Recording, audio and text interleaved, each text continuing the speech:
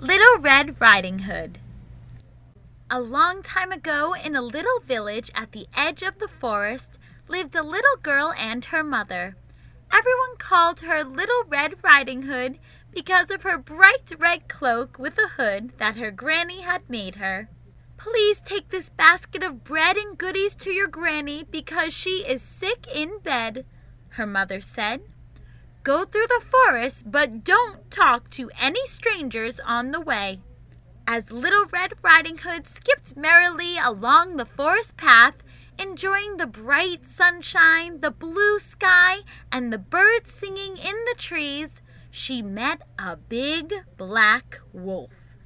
"Where are you going?" asked the wolf. "I'm going to take this basket to my granny," Red Riding Hood replied. "Why don't you take your granny some flowers? She would like that," the wolf suggested. "That is a good idea," Red Riding Hood said as she thanked the wolf.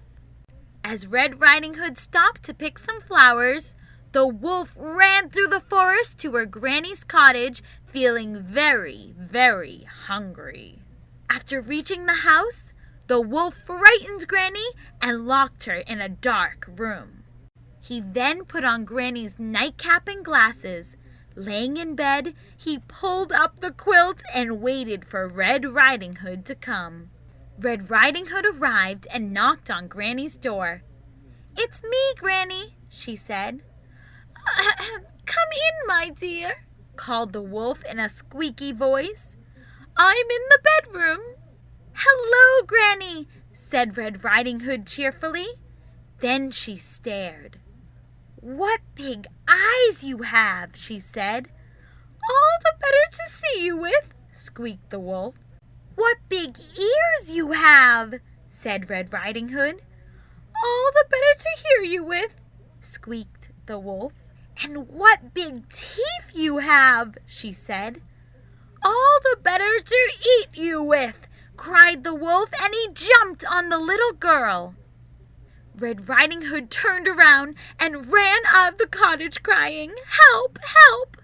A woodsman passing by heard her screams and found Little Red Riding Hood, who told him about the wicked wolf. When the woodsman entered the cottage with his axe, the wolf was so scared he ran away, never to be seen again. After unlocking Granny, Red Riding Hood explained the whole incident. Her granny kissed her and wisely said, "Remember, Little Red Riding Hood, you should never talk to strangers." The end.